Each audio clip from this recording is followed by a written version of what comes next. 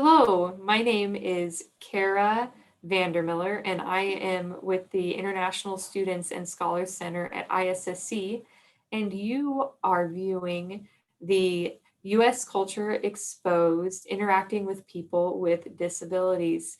Today we have a wonderful guest, Catherine Benedict, and she's an expert on interacting with people with disabilities. Catherine, without further ado, I'll let you introduce yourself and thank you so much for your time in advance. Thanks for the introduction. I appreciate it. And I'm very excited to be here with you guys today. So today we're talking about interacting with people with disabilities.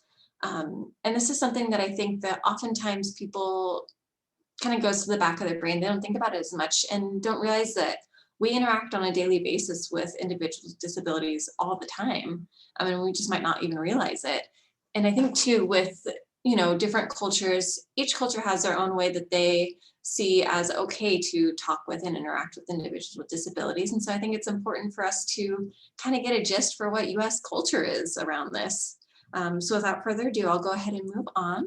So today we're going to talk about first introduction, who I am, why are we talking about this subject, and kind of just getting a baseline of why we're here today. And then moving on from there, we're going to talk about what is a disability. I think a lot of times there can be some misconceptions around disabilities and what they are. So we're going to clarify that and kind of go over some terms that might be helpful to know, just so we can all be on the same page. And then after that, we'll go over, what can I say? So what type of language is okay to use with individuals with disabilities? Are there things that you should be careful saying around people? Are there things that are good to say, things that are bad to say? So kind of getting more in depth, because I think language is a really important part of communicating and connecting with our peers. And then lastly, we'll go over what should I do? So how should we behave around individuals with disabilities? Are there certain behaviors to be mindful of? What do we do if we kind of encounter a sticky situation where we see someone being mistreated? What do we do in those? So we'll kind of go more in depth on that as well. So to get started with our introduction, as we mentioned, I'm Catherine Benedict. So I am an accessibility consultant here at ASU, and I work in the Student Accessibility and Inclusive Learning Services office. So what we do in my office is we provide accommodations to students with disabilities. Again, accommodations is kind of a technical term that I'll discuss a little bit more in depth in a moment. But basically, we ensure that students have access in the classroom and that they are able to participate fully in their classes, no matter what disability they might have. So that way they can demonstrate their knowledge and engage in their education.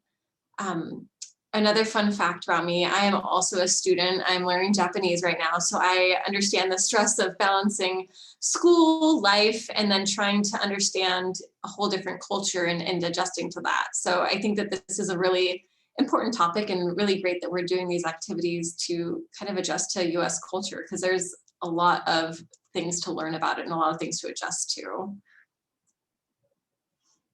So what is the purpose of our presentation today? As I mentioned a little earlier, all cultures have different ways that they address disabilities and ways that they see as okay to interact with someone with disabilities. And so what we want to do is kind of create at least some foundational understanding of what's seen as appropriate or socially acceptable here in the US when interacting with individuals with disabilities. And this is really important, when you're interacting and connecting with your peers and adjusting to new society and new ways of doing things. Having these tools and having this knowledge just makes it easier to connect and feel part of the community, which I think can be really difficult when you're transitioning to a new country and adjusting to a whole bunch of things. And with this presentation too, I'm going to use a lot of words that are more specific or might be words you might not have heard before. So if you do have any questions or you don't recognize the word that I'm saying, or you want me to kind of talk about it a little bit more, feel free to ask questions in the chat. I know Kara will be kind of monitoring that, and I'm more than happy to go over things if you guys have questions. I also have some time at the end too, where we'll have time available for questions also. And I really want this to be a safe space to learn. So please don't hesitate if you have questions. There's no dumb questions. It's just trying to learn and figure things out. So please reach out if you do have questions. So what is a disability? As I mentioned earlier, I think that there's a lot of misconceptions on what a disability is. a lot of times we picture more so like physical disabilities when really there's a whole range of them. And so to kind of get a baseline, I wanted to do a quick poll question. So Kara, if you can do the first poll. So our first poll question is, which of these could be considered a disability? First option is diabetes. Second option is broken arm. Third option is anxiety. Fourth option is blindness. And then last option is all of the above. So I'll give you guys a second to answer this. And again, no pressure with answering. I'll kind of talk through which one is the correct answer and kind of how each one of them has some validity to it. So please don't hesitate to just answer and go through with that.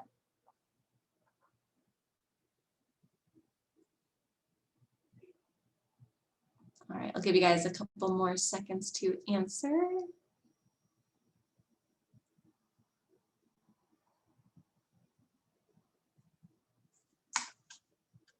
All right.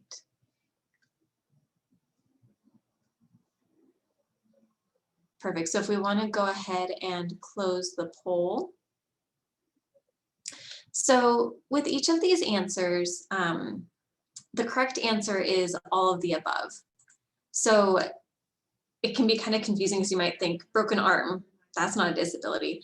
But here at ASU, having a broken arm can impact school and impact your daily functioning and is a temporary disability. So that is still seen as disability. Diabetes still impacts daily life, impacts how you, kind of your vision, has other impacts on your functioning. Same with anxiety and same with blindness. So all of those are seen as a disability. I think a lot of times, like I mentioned earlier, we tend to think physical. So someone that is utilizing a wheelchair, someone that is blind, and we forget that there might be disabilities that we don't realize going on, even learning disabilities like ADHD or dyslexia. So I think that we have to broaden our, viewpoint of disability to really take in all the different people that we might be interacting with that might have a disability.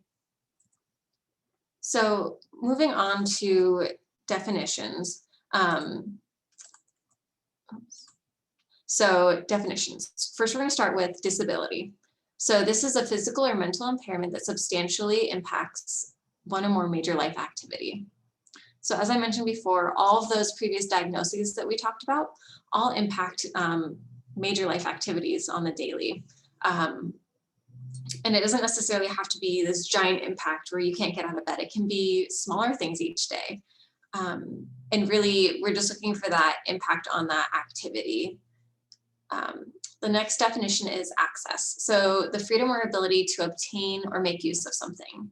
So if we think about, let's say, a building, if someone wants to have access to the building, they go in through the door.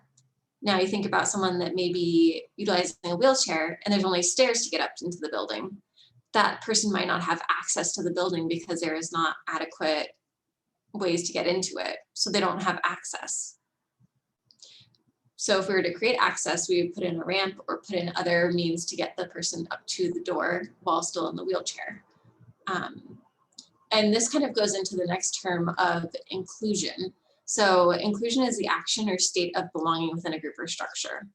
So part of feeling included is feeling like you're being thought of, feeling like you were included when someone was planning or creating things. So for the individual in the wheelchair, if they go to a building and there is no ramp, there is no way for them to access the building, there's only the stairs, they might not feel very included because they weren't taken into consideration when this building was being created. They weren't taken into consideration when plans were getting started for this.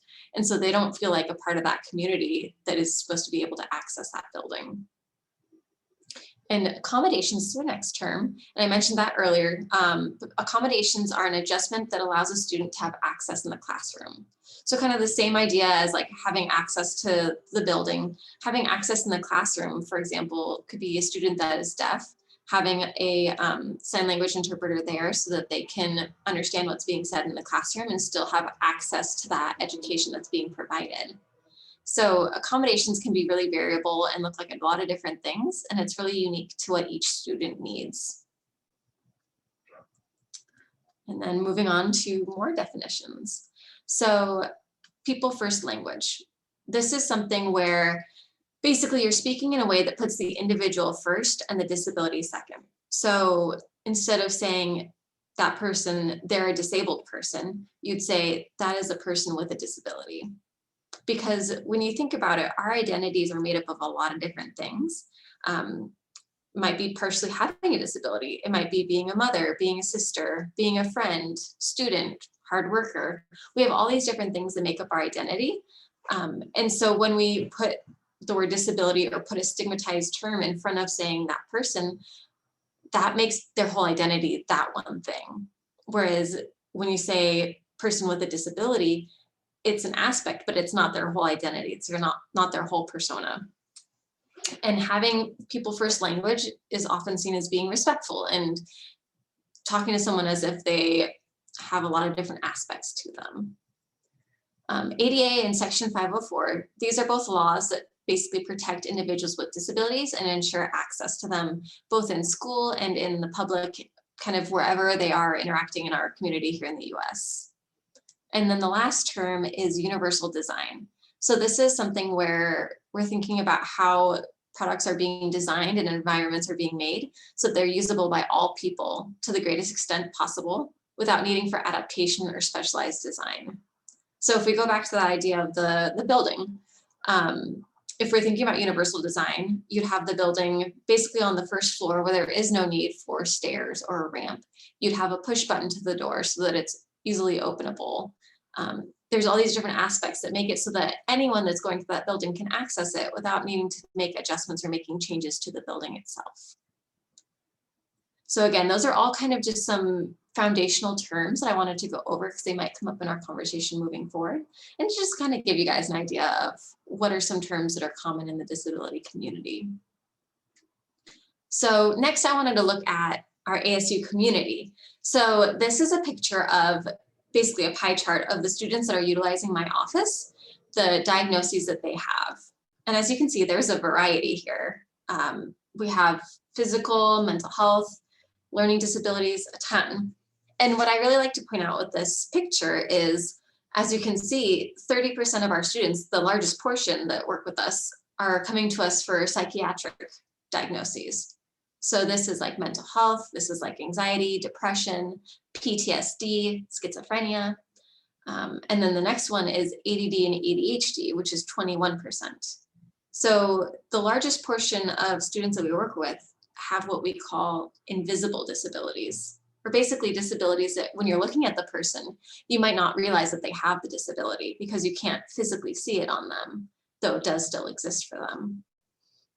And so I think taking a look at this and seeing how much of our pie chart is made up by invisible disabilities is really important because, again, it broadens our horizons of what we think of with disability and how there may be a lot more people that we're interacting with on a day-to-day basis that may have a disability that we don't know.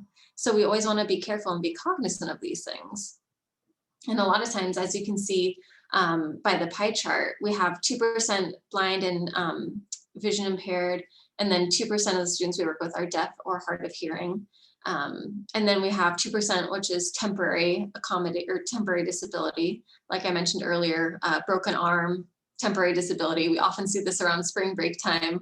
Students coming back from spring break where they might have been skiing and they have broken leg or broken arm, still considered a disability, still receive access to services.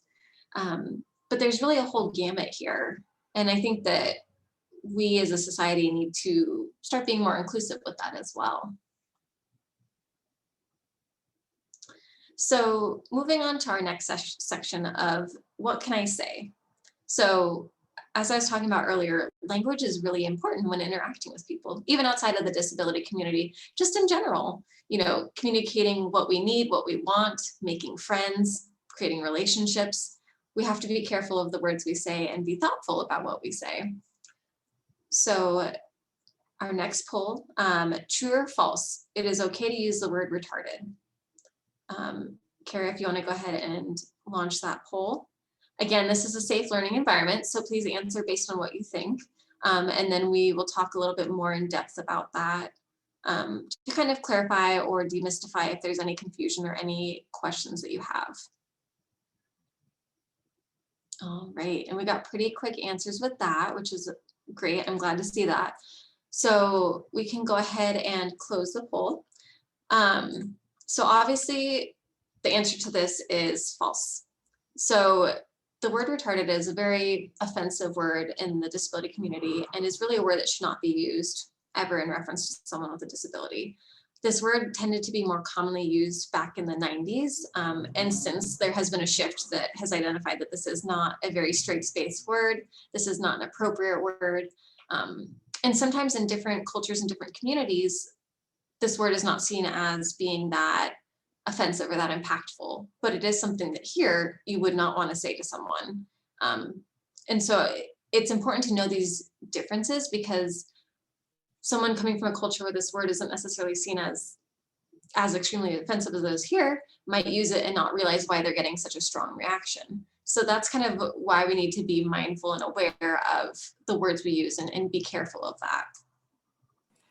Catherine, I apologize. Did you already answer the question from Fahad in the chat? No, I have not. If you want to. Yeah, they ask, is that the SCD conflict? SCD conflict.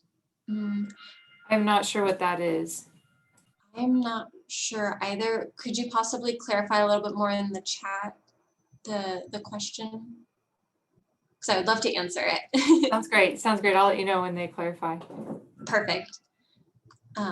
So while we are getting clarification on that, I'm going to go ahead and continue moving forward. So like I said, be aware of the language you use. So we want to do person. Oh, go ahead, Kara. I guess conflict resolution lecture. I'm not sure if that is the lecture you're looking for. We're currently in the sorry, Catherine, I want to say it correctly. No worries. Interacting with individuals with disabilities. Oh, okay. Very good. Thank you. And it looks like there was a thumbs up from Fahad, so okay. Perfect. Perfect. So person first language. Again, this shows that you're respecting that someone has a lot of different aspects to them, and it's not attaching a stigmatized label to them. Because unfortunately, there is stigma attached to disability. We are actively working to change that and see, having disability as a positive and trying to work against that stigma. But it is something that we have to be aware of, that that's how it is in our culture currently. So when we put that stigmatized word or phrase in front of a person, that attaches it to them and makes it like their identity.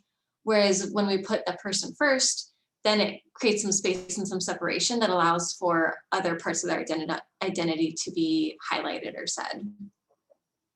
And then offensive slang. So certain slang may be okay in other countries or other cultures, but it's really important to be aware of slang here. So like I said earlier, the word retarded is not appropriate, not okay to say. Other terms like crazy, gimpy, those are all ones that are not appropriate or okay to say either.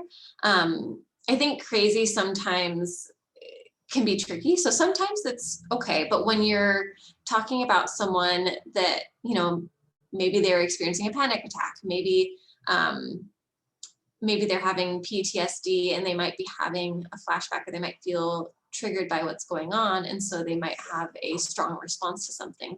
Saying the word crazy in reference to that can be very offensive and can be really hurtful to someone, because especially with mental health, there's a lot of stigma around that too. And it kind of goes back to when there were insane asylums and mental health was not treated very kindly in our country.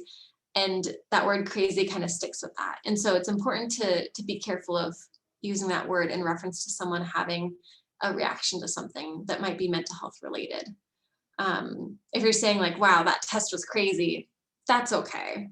But it's just more so in reference to an individual or someone's reaction to something. You need to be mindful of that. So what can I do? So we want to talk about situations and how you can interact, and maybe tricky situations and what you should do in them. So we'll go ahead and post our third poll. If you see someone with a disability, is it okay to help them? And the options are yes, no, or depends on the situation. And then Kara, if I could have you go ahead and post that, thank you.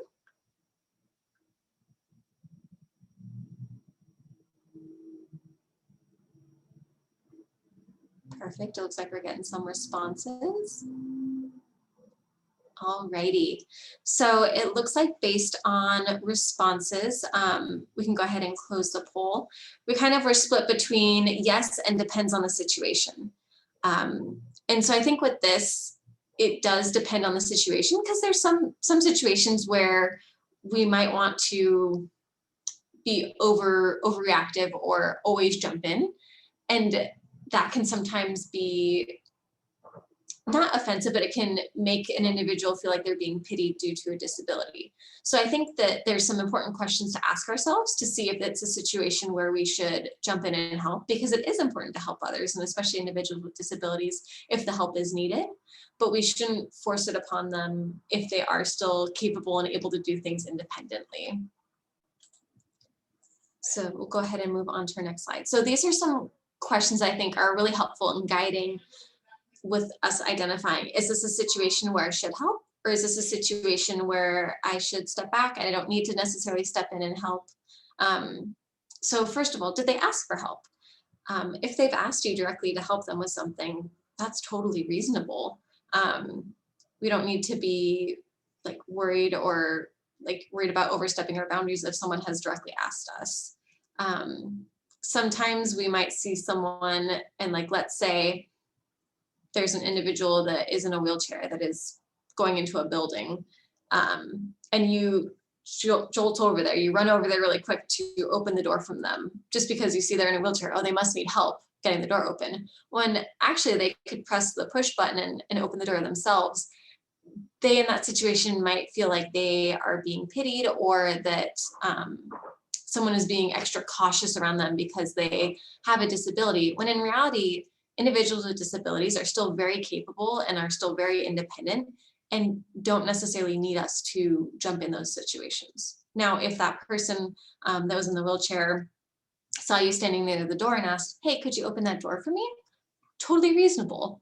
It's just kind of reading the situation and seeing what seems appropriate. Another good question to ask yourself is, does the person appear to be struggling? So let's say that you see an individual that is using a white cane to kind of walk around. They are blind, they're using cane, and you've seen them kind of go around the same block multiple times, and it seems like they might be a little lost or confused. In that situation, totally fine to go up to them and say, hey, I noticed you, would you possibly need some help or need some directions to get where you need to go? If they say yes, could you guide me?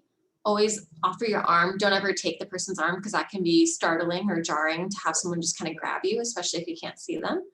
So offer your arm and let them know that your arm is there and that they can grab on if they want to be guided. Or you can always just offer directions and let them know, hey, you need to turn around and head straight down this way. Now, if you see an individual with a cane in that situation and they haven't been walking around in the same place over and over, and they're just waiting at a cross light, in that situation, you probably don't need to jump in, because again, they're independent, they have navigational abilities, and a lot of times they're independent and can find where they need to go by themselves. It's just more so, does it seem like they need the assistance? And then always checking and asking if they do need it. Don't ever just assume. And again, this kind of flows into the next one of, are they in distress? So like I mentioned earlier, anxiety is considered a disability. And so you might see someone on campus that looks overwhelmed, might have wide eyes, rapid breathing. They might seem really stressed. It's okay to say, hey, I just want to check in. Are you okay? Is there any way I can help? Because maybe they're lost going to their class, and because they couldn't find their class, it triggered a panic attack. And then helping guide them to their class might help reduce that stress and might help reduce that panic. Or they might just need time to themselves, and they might say, you know what, thank you, but I just need a moment. I'm good right now. And that's totally okay too. If they turn down your help, it's okay to step back. You don't need to force it on them. Just give them some space and some time. So that way they can make a decision for themselves of whether they need help or not. And then kind of my last rule of thumb, are you being courteous? So this is, for any type of situation where you're interacting with someone with a disability. Oftentimes there might be individuals that their pace of walking might be slowed due to the impact of their disability. It's important to not walk ahead of them. Walk at their same pace so that you can talk with them. It's no fun talking to someone's back when they're 5 feet ahead of you or having to speak loudly because they're so far ahead. And also it shows that they're valued in the conversation, that you're willing to walk at their pace and that you can go together. Another thing is, if you are talking with someone that may be deaf or hard of hearing, if there seems to be some communication difficulties, grabbing a piece of paper so that way you guys can write down what you're trying to talk about, so that way it can clearly be communicated. And also, one thing that I always like to highlight too is we have a tendency to say, oh, you're so strong for overcoming all these things. Like, wow, you're such a hero, and kind of building this up because an individual has a disability. When in reality, a lot of times they just want to be treated like everyone else. And it can kind of create the opposite effect where they feel like someone is, again, pitying them or thinking, oh, their life must be so hard, or kind of feeling bad for them, when that's not really what they want. So when interacting with someone with a disability, just think of it as interacting with a friend or anyone else that you would normally interact with. Because I think that that's ultimately what anyone wants, is just to be treated equally and fairly, just like anyone else. And one last thing that I think is important with being courteous, again, holding doors open. If you do see someone coming that is in a wheelchair or that maybe using a cane or maybe blind, that's always a common courtesy. And then also, if you are talking or, having a conversation with someone that is in a wheelchair, finding a seat where you guys can sit and be on the same level, because it's uncomfortable to have your neck tilted back the whole time when you're talking to someone. So being able to sit and be at their level is helpful, because again, it feels like you're on the same level, you're engaged in an equal conversation. What I will say is, don't necessarily like squat down. So finding a seat so you're at the same level, but try not to squat down and be below them or right in front of them. Because again, that again starts to go more into the like feeling like they're being treated like special or being pitied or being looked down on. So just finding that balance is really important. And then lastly, I want to talk about, what do you do if you see someone being mistreated? So in a situation where, let's say you see someone saying derogatory words or being rude to someone with a disability due to their disability, it's okay to go and step in and say, hey, just want to check in and see if everything's okay here. Like, let's say you're in a classroom and you see a peer being rude or demeaning to someone due to their disability. You can just say, hey guys, just wanted to check in. And a lot of times that diffuses the situation and will kind of cause the person to step back and stop like being rude to the person with a disability. Again, this is in a situation where it's not high stakes, it's kind of a safe environment. And then the next one is reaching out. So contacting Dean of Students if you do see someone where they are being discriminated against or being mistreated due to their disability. So like, let's say that you see that student in the first scenario that is being bullied or being talked down to, or having derogatory words said towards them.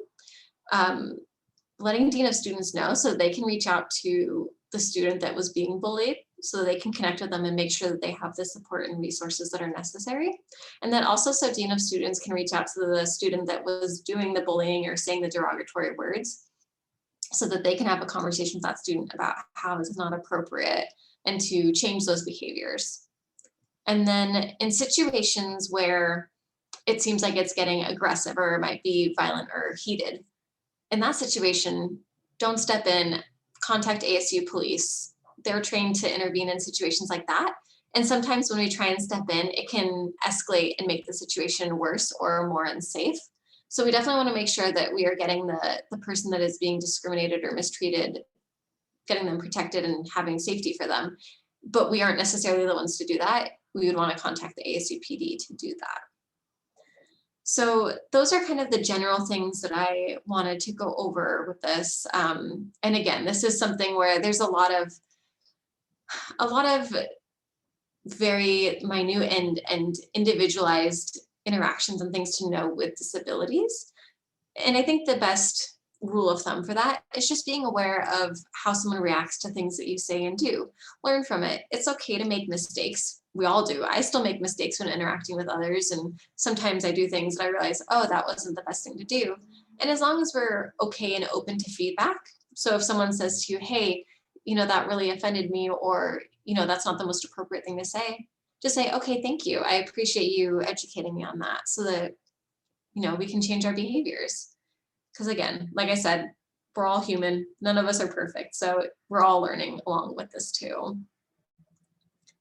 And so now I want to leave time for any questions that you guys might have.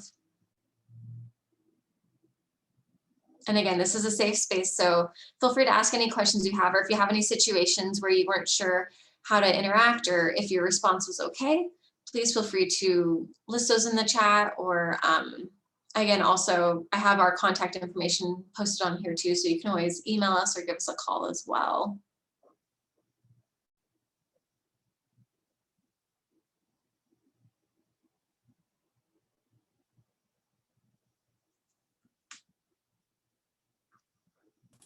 And feel free to unmute yourself, or if you have a question or you want to share about how people with disabilities are treated in your home country, or what it might be like for someone with a disability in your home country.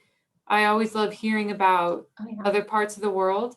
If it's different, that doesn't mean it's wrong, it's just different. So don't be shy. Yeah, I mean, I would love to hear that too. I think that, again, this is a learning experience for me too, to learn about other countries. So I'd be really curious to hear about that as well. So yeah, feel free to share. Hi, Catherine. Thank you so much. It has been wonderful, and I've really learned a lot. I'm coming from Uganda, and I'm just making 3 months here in the States. But then when I saw this, I was like, I have to be there. I really need to know about people with disabilities, because in Uganda, it is totally something different. You find that the way people with disabilities are treated is not that good. Because I remember last year I was making a research on how these people, the challenges they really face when it comes to transportation. And I came to realize that these people are always discriminated when it comes to public means of transport. You find that when I try to consult different people, they told me that when people look at them, like, because in Uganda, basically we use mostly public transport means, and when these people are always like, maybe they are standing along the road and they trying to stop any public means of transport, people looking at them, and then they realize that, okay, this person has a disability, and then it becomes even worse when someone is using a wheelchair, because one, they think maybe this person is going to be a burden to them, then carrying this person into a taxi, and then carrying the wheelchair inside the taxi, it is kind of like a burden to them. So you find that oftenly these people are always left alongside the roads, and if someone is so genuine enough to be like, okay, let me take this person with a disability, the transport charges will be totally different from those that are charged from a person who is normal. So not only is it seen as a burden, they also get extra charges as well if they are taken somewhere. Okay. Yes, and then when it comes to shopping, because we always have these public markets where we have a lot of people, and sometimes when it is time to go in, maybe in shopping malls, these people really find it a challenge, especially when it has rained. Because in Uganda, it is not just like in states where everywhere you see that the roads are paved, there is nothing like dust, even if it rains or what, everything will remain clean. It is totally different in Uganda. You find that whenever it rains, sometimes we have floods, and so people are using wheelchairs, especially when has rained, and then these people are getting into these shopping malls. So there is a way people look at them. They think maybe the wheelchairs are deadening their places, So this really makes people feel bad. And when I was sharing with a lady, she told me that the words these people hear from the so-called normal ones are not really good. And sometimes they cannot even say anything about it, because when they do, it really brings chaos. Like, people tell them hurtful words. So she told me that sometimes you cannot feel the pain there and then, but when you go back home and maybe you're lying on your beds and you start reflecting on what these people told you, you start regretting, asking God, why me? Why am I like this? So this is something that is really happening in Uganda, and people with disabilities are not that treated very well. And maybe it's because we do not have strict laws on how we should treat these people with disabilities, because someone does it and it's like, now you go and report me. Why are you going to report me for? So you feel like you really need to do something, but your hands are also tied. There is nothing you can do. Okay. Yeah. So, and then when it comes to children, because back home I was dealing with slum children, and we had a kindergarten and primary school where kids could come. What I realized, that parents always hide these kids in their houses. They don't want to bring them out to the community, because one, these children are always looked at as a curse. So you find that if a woman gives birth to a child with disability, there is a greater chance of this marriage breaking up. Oh, that's because men will always say that, no, in our family, we don't have any person with disability. And then a woman will be like, okay, this is what has happened, and I'm not God. So in the due process, you find that men are running away from their responsibilities, not just because they have it, like they're like, what is the community going to say? That maybe it is, they look at these kids as a curse. And then when men run away, these ladies are also going to hide these kids inside their houses. So they are denied education, they are denied socializing with normal people, normal children. Like, you find life is really hard. And then when it comes to education, we don't have schools that are basically for these children. Yes, there are few, very, very few, and it is only rich people who can afford them.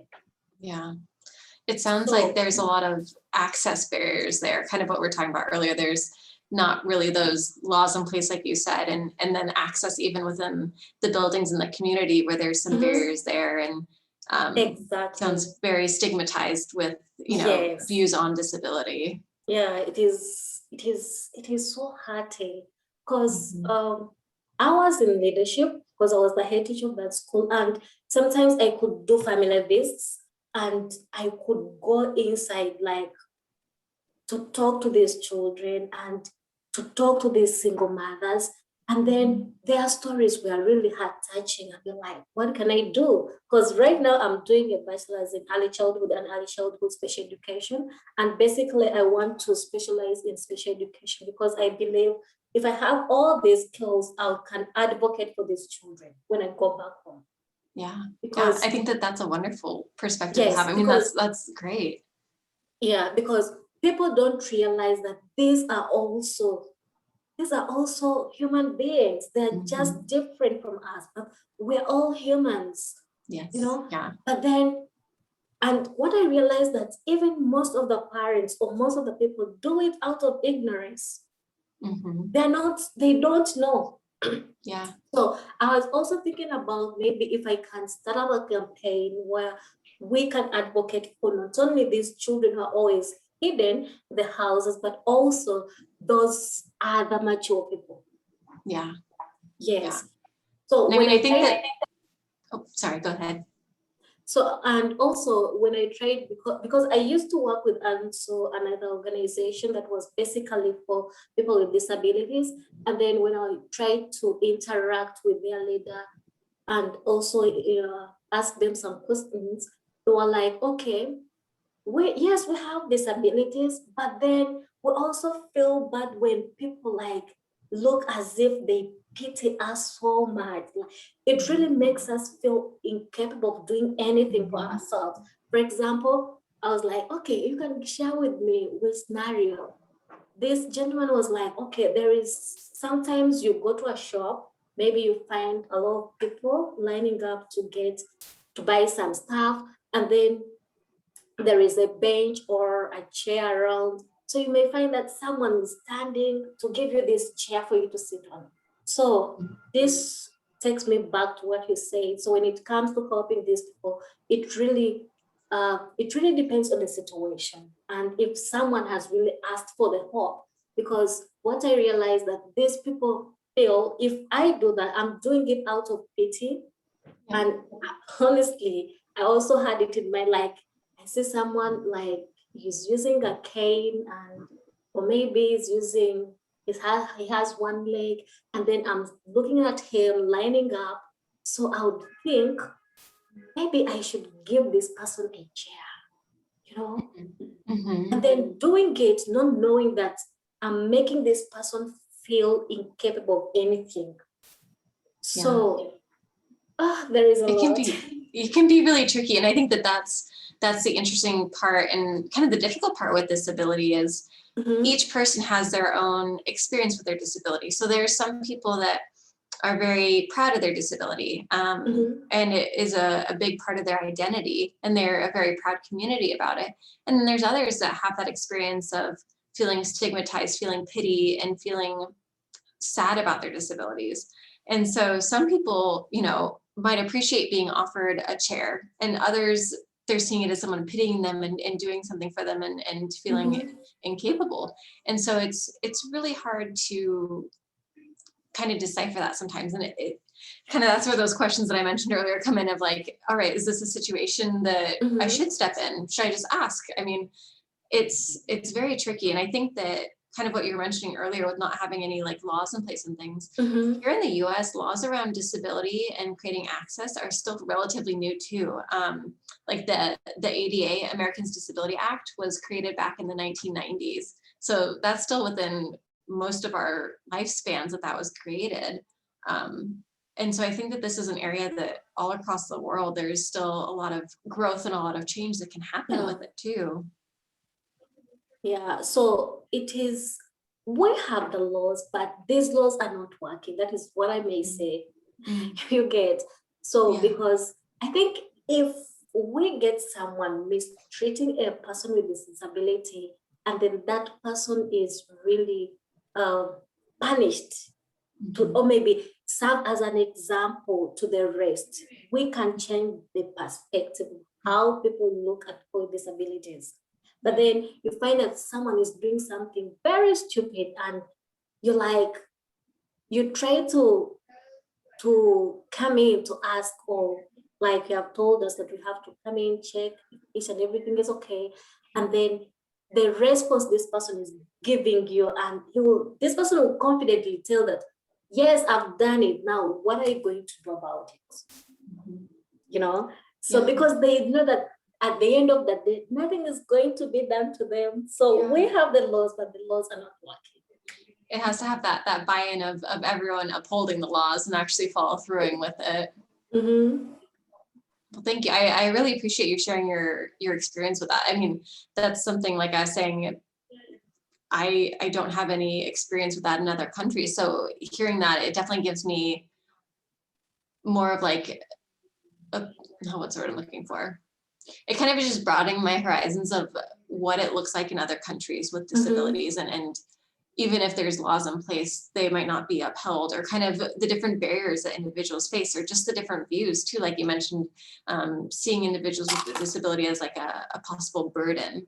It's an interesting perspective to have, and something that, is a different context than what I would think of just coming from a US perspective.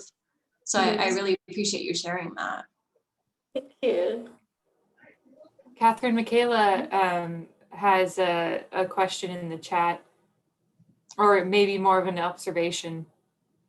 Perfect. Let's see, let me pull up the chat. Okay, so as an instructor, students who don't reach out because they think their issues won't be believed because of their disability is invisible. This is something that in my role, I definitely hear very often. I have a lot of students that either didn't realize that they could receive services because their disability is invisible, like anxiety, depression, ADHD, or they have had negative experiences in the past with people not believing them or people looking down on them. And so they say, I don't want to go through that again. I don't want to be treated that way. I don't think anyone's going to believe me, so I might as well just not even try. And it's really heartbreaking because those accommodations and those services are there to create that access so that these students that are very capable can demonstrate their knowledge and their abilities. And I think that we, at least I know my office is trying to create awareness and do more presentations and interacting with different colleges and different programs to get the word out, to show that we are a good support and that we're here to support the students too with their interactions with professors and other staff on campus as well. We actually do a presentation called Access Zone through my office that is all about basically disability and understanding it further in depth and really understanding how to interact and support individuals with disabilities. And we do it for both students and for faculty and staff as well. So we're trying to get that connection going with as many people possible at ASU to try and alleviate that, or at least create some connection so that students aren't feeling so alone in that. Thank you for sharing that. I appreciate that.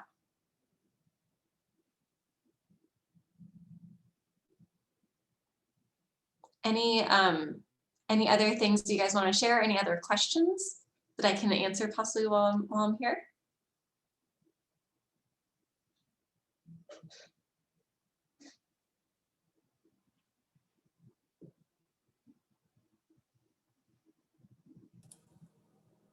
Well, if not, thank you so much, Catherine. And thank you for sharing your time and resources and expertise with us. Yeah, no, I thank you for inviting me to do this, and thank you guys for sharing your perspective. I always like learning. I think that life is a continual cycle of learning and growing. So I appreciated hearing your guys' perspectives and what you've experienced. So thank you guys. Thank you. Thank Have you. a great rest of your day. I'm going to end the meeting. Perfect.